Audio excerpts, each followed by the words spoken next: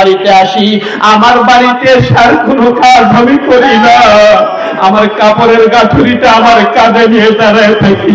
আমার নবী রাহমাতাল লিল আলামিন আমার দরজায় টোকা লাগাবে, আমি যদি ঘুমায় যাই আমার নবী তারা থাকতে কষ্ট হবে। সেই জন্য নবী গো আমি আমার গাঁথুরিটা আমার কাঁধে নিয়ে দাঁড়ায় থাকি। একদিন নয়, 2 দিন নয়, গত 6 মাস ধরে আপনার অপেক্ষায় দাঁড়ায় আছি, কখন এসে আপনি আমাকে আবু বকর বলে ডাকবেন। ওগো নবী, সেই দিন থেকে আবু বকর, আমি আবু বকর আপনার খেদমতে প্রতি রাত ঘুমাই না, গাঁথুরি কাঁধে নিয়ে আপনার অপেক্ষায় দাঁড়ায় থাকে। একবার বলেন সুবহানাল্লাহ। তুমি সৃষ্টির সেরা নবী কামলিওয়ালা, তুমি সৃষ্টির সেরা নবী,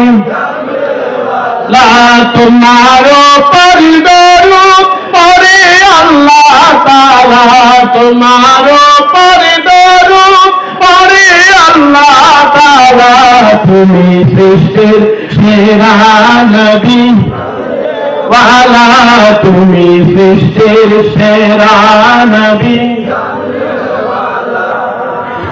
তশরীফ আনলেন নবী আমার খাইবারের ময়দান। আল্লাহু আকবার বলেন। নবী আমার ডাক দিয়ে বলেন, উম্মত ঈমান হলো তুমি তোমার নিজের জীবনের চেয়ে, তুমি তোমার ধন সম্পদ, তোমার আত্মীয় স্বজন, তোমার সন্তানাদি এবং তোমার আওলাদ বুনিয়াদ, তোমার স্ত্রী পুত্র ধন সম্পদের চেয়ে, এবং তুমি তোমার নিজের জীবনের চেয়ে যতক্ষণ পর্যন্ত আমি নবী রাহমাতাল লিল আলামিনকে বেশি মুহাব্বত করতে না পারবে, বেশি ভালো না বাসতে পারবে, আমার নবী বললেন ততক্ষণ পর্যন্ত তুমি ঈমানওয়ালা হইতে পারবে না। সুবহানাল্লাহ। ঈমান কি? আসুন আমরা হযরতে সিদ্দিক আকবরকে জিজ্ঞাসা করি, ওগো আমার নবীর প্রিয় সহচর হে সিদ্দিক আকবর আবু বকর রাদিয়াল্লাহু তাআলা আনহু, আমরা আপনাকে জিজ্ঞাসা করতে চাই ঈমানটা কি? হযরত আবু বকর সিদ্দিক বলবেন, হে আমার নবীর উম্মত, হে আমার নবীর পাগল প্রেমিক, তোমরা ঈমান কি জানো? ঈমানটা হচ্ছে আমি আবু বকর সিদ্দিক রাদিয়াল্লাহু তাআলা আনহু আমি আমার নিজের জীবনের চেয়ে বেশি নবীকেই মুহাব্বত করলাম। জোরে বলেন সুবহানাল্লাহ। সিদ্দিক আকবর বললেন, এই দুনিয়ার মানুষ শোনো, আমি আমার নিজের জীবনের চেয়ে আমার নবীকে মহব্বত করলাম। আমার নবী রাহমাতাল লিল আলামিন হুজুর আকরাম সাল্লাল্লাহু আলাইহি ওয়াসাল্লাম, তিনার জন্য তিনাকে ভালোবেসে তিনাকে মহব্বত করে আমি কত কষ্ট সহ্য করছি, আমি কত দুঃখ সহ্য করেছি, মানুষের কত লাঞ্ছনা গঞ্জনা সহ্য করেছি, কিন্তু আমি আমার নবীকে ছাড়ি নাই। চলে বলেন হযরত আবু বকর রাদিয়াল্লাহু তাআলা আনহু, তিনি আমার নবী রাহমাতাল লিল আলামিন, তিনাকে কেমন মুহাব্বত করেছেন, কেমন ভালোবেসেছেন, কতটুকু মুহাব্বত করেছেন। আমার নবী হুজুর আকরাম সাল্লাল্লাহু আলাইহি ওয়াসাল্লাম একদিন হযরত আবু বকরকে বললেন, ওগো সিদ্দিক আকবর আবু বকর, শুনে রাখো, যে কোনো মুহূর্তে আল্লাহর পক্ষ থেকে আমাকে মক্কা থেকে মদিনায় হিজরত করতে হবে। আমি যখন মক্কা থেকে মদিনায় আমি হিজরত করব, সিদ্দিক আকবর আবু বকর শুনে রাখো, আমি কাউকে নেব না, আমি আমার সঙ্গী হিসাবে তোমাকে নিয়ে যাব। জোরে বলেন সুবহানাল্লাহ। আমি তোমাকে নিয়ে যাব। সেই দিন থেকে একদিন নয়, 2 দিন নয়, আমার নবী কোন তারিখ বলে নাই, কোন ডেট বলে নাই, কোনো কিছুই বলেন নাই, শুধুমাত্র বললেন, আবু বকর, ও আবু বকর শুনো, আমি তোমাকে বলে রাখলাম যে কোন মুহূর্তে আল্লাহ রাব্বুল আলামিনের পক্ষ থেকে পয়গাম আসতে দেরি হবে, আমি মক্কা থেকে মদিনার উদ্দেশ্যে হিজরতে রওনা হয়ে যাব। তুমি প্রস্তুত থেকো, তুমি আমার হিজরতের সঙ্গী হয়ে যাবে, তুমি আমার সঙ্গী হয়ে যাবে।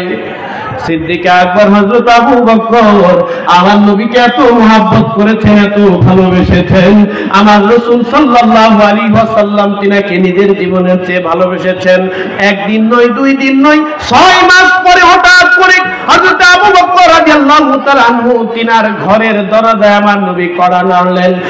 দরজায় যেমনি টুকা দিলেন, কড়া নাড়লেন, কড়া নাড়ার সঙ্গে সঙ্গে হযরত আবু বকর সিদ্দিক রাদিয়াল্লাহু তাআলা আনহু একবার দরজায় আমার নবী কড়া নাড়ার সঙ্গে সঙ্গে আবু বকর দরজা খুলে দিয়েছে।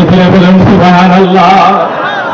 গভীর রাতে, রাত্রি গভীর, যে সময় মানুষগুলো ঘুমিয়ে যায়, সমস্ত মানুষগুলো যে সময় ঘুমায় গেছে, তখন আমার নবী আল্লাহর হুকুমে হিজরত করবে।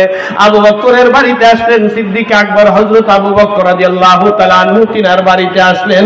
দরজায় নক করার সঙ্গে সঙ্গে এক ডাক দিলেন, শুধুমাত্র বললেন, আবু বকর দরজাটা খোলো। এইভাবে ডাক দিতে দেরি হয়েছে, হযরত আবু বকর রাদিয়াল্লাহু তাআলা আনহু তিনি দরজা খুলতে দেরি করে নাই। বলে মারহাবা। ও নবীর প্রেমিকেরা, দিশেহারা মরণের ভয় করে না, প্রেম তো মরে না।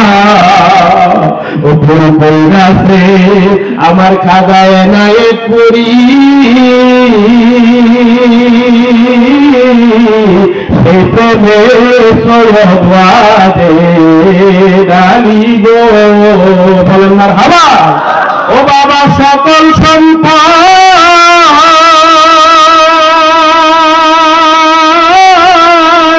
পীরকে দিল, তবু পীরকে ভুলে নাই, প্রেম তো মরে না।